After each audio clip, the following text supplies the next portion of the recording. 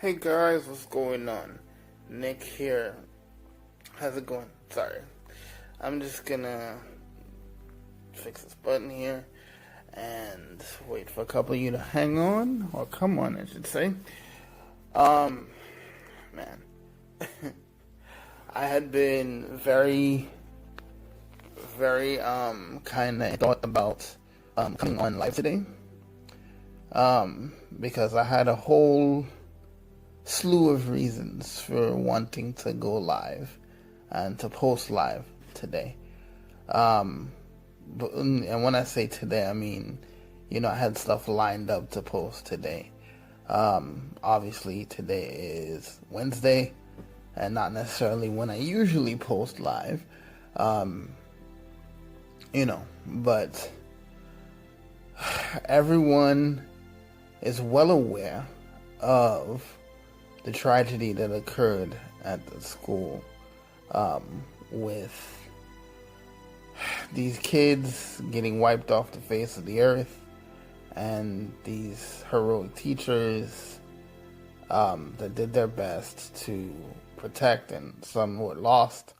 I was actually sitting on this couch with my wife, and she was going over the news story because we had not heard about it till last night. But it had really, and look, this is just me as a parent, a father, an immigrant, a black man in America. And I hate to make this about race. But the reality is, this is a tragedy, and it's reprehensible, and every tragedy like this is reprehensible. But the fear and the hurt and the despair that everyone feels right now, even if you're connected to or you are one of those families, it's the reality of having to wake up one day and people that you love are no longer with you. You are ripped from your bosom ever so suddenly. And I don't mean to make this about race because it shouldn't, but it's a feeling that people of color wake up to every single day. Am I going to make it home? When I leave my house, am I going to make it home? And every time something like this happens, when people are down, life is lost senselessly, people think about that. People think about, is it okay? Whether you're black, white, big, brown, however, you think about, in times like these, you think about what is going to happen. If I send my kid to school today, are they going to come home? That is a legitimate concern for parents all over this nation, regardless of race, creed, color, background. It doesn't matter, because the thing about bullets is, bullets don't care. Bullets care about class. Bullets don't care about your belief system, your history, none of that. Bullets are an equal opportunity destroyer. And that's the thing. I could get into this long line of the conversations that happen, every time something like this happens. The call for gun control, the call for common sense decisions to be made, the thing about mental health. When I say the thing, I don't mean to minimalize that, because it's a very, very big issue. But I believe the mental health issue is something that is usually scapegoated by certain people in this country in order to just shy away from what the real issue is. Because, see, as we know, guns don't kill people by themselves. People pick up those guns to kill people, right? And obviously, I believe that there should be some sense of gun control, sensible gun control, because obviously at this time, it's being proved over and over and over and over and over again that it is way too easy in this country for someone, anyone, to come by a weapon. And not just any weapon, right? Because we could talk about weapons of war, we could talk about assault rifles, we could talk about handguns. We could talk about mid-range weapons, long-range weapons. We could talk about the whole nine. But the fact is, it is way too prevalent that things like this are happening. And the ideas behind it. How is a man, right, an 18-year-old or however old he was, to walk into a school, right, to walk into any school, and we're talking about, according to the story allegedly, this is one of the best law enforcement agencies in that area, and they couldn't stop this man, right?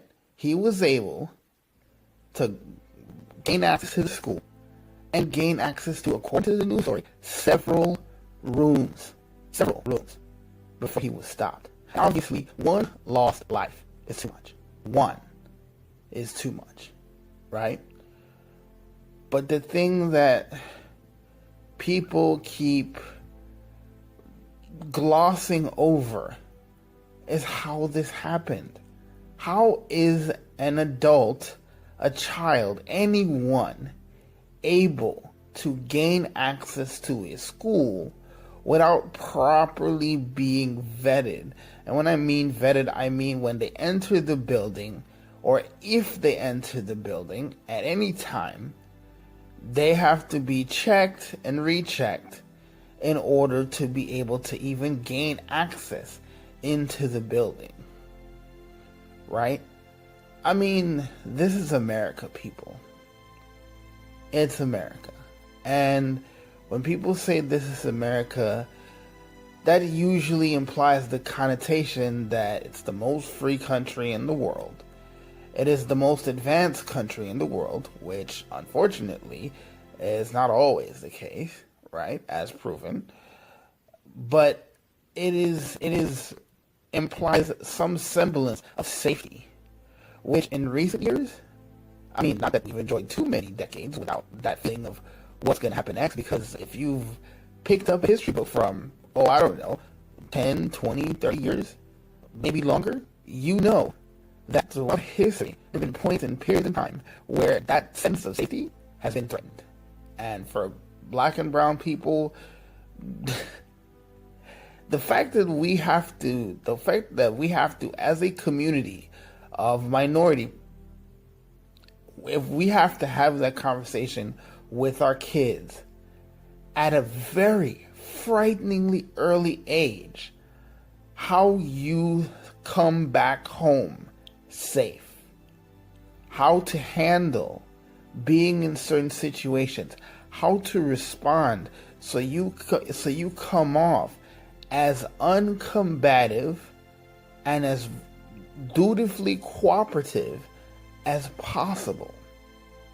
The fact that we have to have those conversations with our kids in minority communities way early than most of our counterparts on this earth is still baffling.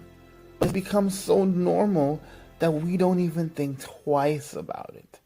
I remember when I first learned to drive at 15. Now, immigrant kid, 15 years old, been around high school for maybe about a year.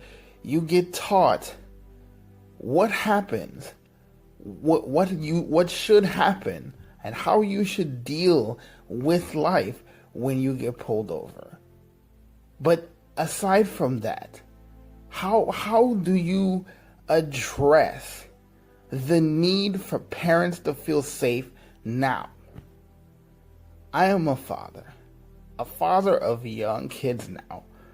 My kids are under 6, and my daughter is at that point where she is about to make that transition into school. And I know a lot of people may think less of me for this, but I'm scared. And I'm just being 100% honest. I'm scared. I'm scared to send my baby off to a school for her to learn, for her to grow, for her to continue to flourish, and for her to improve as a person. and to become a functioning member of society that will change the world that she lives in. But I now have to, and listen, before all this stuff happened, and I'm talking about maybe the last 15 years. Now, obviously, my daughter's 5, and she hasn't been alive for 15 years. But for the last 15 years, I've thought about that concept of my daughter going to school, and you think what every parent thinks about. What about things like bullying? What about things like, just feeling less than, and the cliques and all this stuff? Everything you faced in high school, I faced in high school. Growing up here, and when I say growing up here, I came here when I was 14, right? So had that experience all through high school and stuff like that. So I know what it is, right? And fortunately, I had a better experience than most, right? It wasn't without its problems, but it definitely did not have to happen where my mother had to think about, is her son gonna get shot at school today? It didn't even cross her mind more than once, because obviously she has a black son. So it had to cross her mind at least once, because you never know in America. Now, I'm going back to my point about my daughter and the fact that I am terrified, as many of you are, about possibly sending your child into the public school system or private school or any school that isn't your house. Because outside of your house, you get to control the environment, right? Now, before all this stuff happened, you think of the social issues. What are they going to teach my child? Not, math, science, social studies, history. There's subjects and little microcosms in all of those subjects that you could think, yes, my child needs to know, or my child doesn't need to know. And looking at the landscape with my beliefs as a devout follower of Jesus Christ, there are a great many things in this world right now that I believe that my kids do not need to learn about, in the context of learn about just presented by someone that is not myself or their mother, because we should decide how to raise our kids. Now, they're in school now, right? But, we still have more semblance of control, because we know the child care environment, the early childhood industry enough to know that we have more control than in my people call it big school. So, yeah. Then you think about everything that we read and saw last night, and it terrifies the mess out of you, man. It terrifies the mess out of you, because I didn't need help being afraid of sending my daughter to school, my son to a public school. I didn't need help in that department. And these stories like this really fans the flames, and while fanning the flames, just tip over a gallon of gas onto the fear that is inflamed in your heart and mind. Now, some of you watching this, you might feel the same way, but I guarantee you, when you're a parent, you look at the world through a whole different set of eyes. Because I can tell you, before I had kids, I was a very different individual. Very different individual. And some of you watching this will know how different I was. And some of you, knowing me now, may not know that I was a very different individual back then. But things I thought that was okay now, or was not okay now, I definitely didn't think about too much then, and I thought it would have been fine. But this is the reality that we are facing. That in America today, you now have to think about not so much so that it wasn't something we thought about before, but even more so now, where minority families thought about whether their kids are going to make it home because they're going to be stopped by the wrong cop, or they're going to be attacked by someone or kidnapped by someone or whatever it is. You now add that fear to every family in America. So I guarantee you, I guarantee you, it's not just about minority families anymore. But all of us now know, and all of us are now acutely acquainted with how minority families feel every single day. And for those lost, regardless of race, creed, color, or background, I feel for you, and I pray God help you and comfort you in this time, because it is heartbreaking positively to think as a parent that you woke up this morning with that sinking feeling, and even in that sinking feeling, to really, really want to hold on to the fact for those 2 minutes that you open your eyes, that you could walk into that bedroom across the hall and still see your child there, and to be flung off of that pedestal of hope when you realize and you remember that that child was taken away from you the day previous. That's a reality that no parent should have to go through. No parent. So what am I saying here? As Americans, we need to do better. We need to want better. It is about time. It is high time for us to speak with our votes. It is time for us to speak with our mouths. It is time for us to speak as we know we should, because this happens way too often. Way too many families in this country have lost someone to senseless gun violence. And I know there will be a lot of people that listen to these pundits on TV, especially conservative, ultra-conservative pundits, or people that were paid by them, that it's just a mental thing. This guy was a one-off case.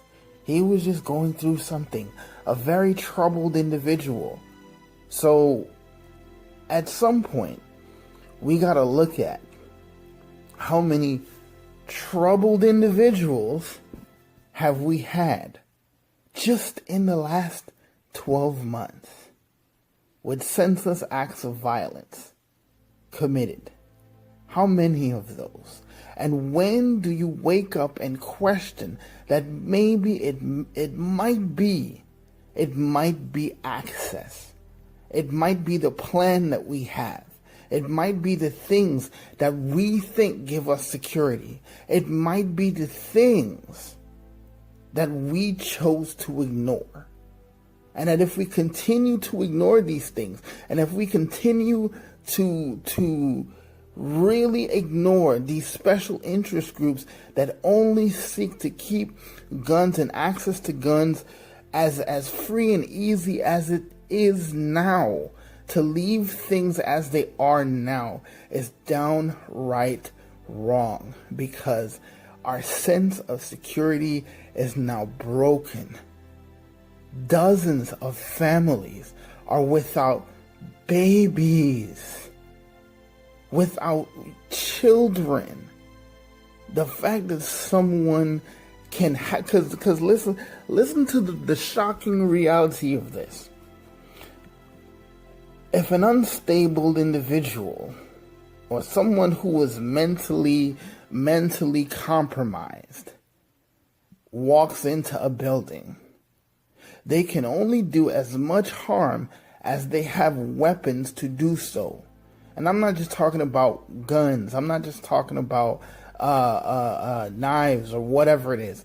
I'm talking about if someone who is in that spectrum where they are so much mentally compromised that they consider harming lives, how easy is it to stop them if they don't have a weapon to stop who's stopping them? We have to start thinking about common sense solutions. I have a lot of people that I know personally that, will jump up and say, hey, we got to protect our guns, and, I don't want nobody taking my guns. Yeah, I get that. But at what point do you say, or do you realize that we have to do more as a country? We have to do so much more as a country to make it more difficult for anyone to get a hold of weapons, period. That it can't just be you want one today and go get, or you want one in this minute, and by minute 5 or minute 10 or the next day, whatever it is, that you can just have what you need, right? Seriously, we gotta do better. And I might be one voice, a drop in the very ocean of people that are on live and recording something right now. But as a parent, as a father, please, I urge you to consider this. I urge those who have the ability, which is everybody, to make a difference, to not make them forget. Let us not use this moment just to parade it around for 5-10 minutes proverbially, and then in a week, 2 weeks, we forget all about it, and then the next tragedy happens. Let's not continue that cycle. Let's do something about it now. Let's make it count. I'm not threatening anybody, because that's not my intent. My intent is to bring light to a situation for parents that are now scared, just like myself, to send their kids to school. Hell, to let them be outside. These are the times that we're living in. These are the times that are here now.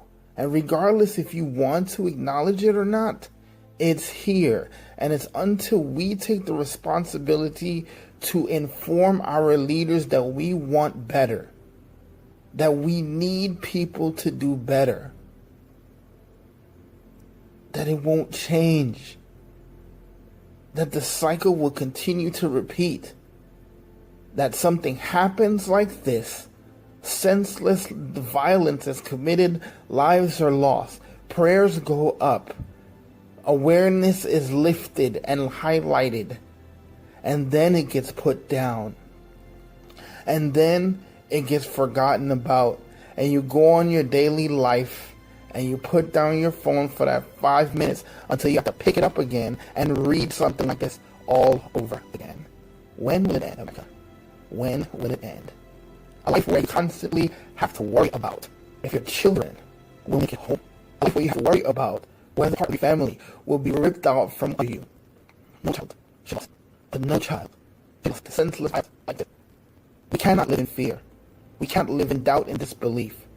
We have to find the strength to do better, to want better.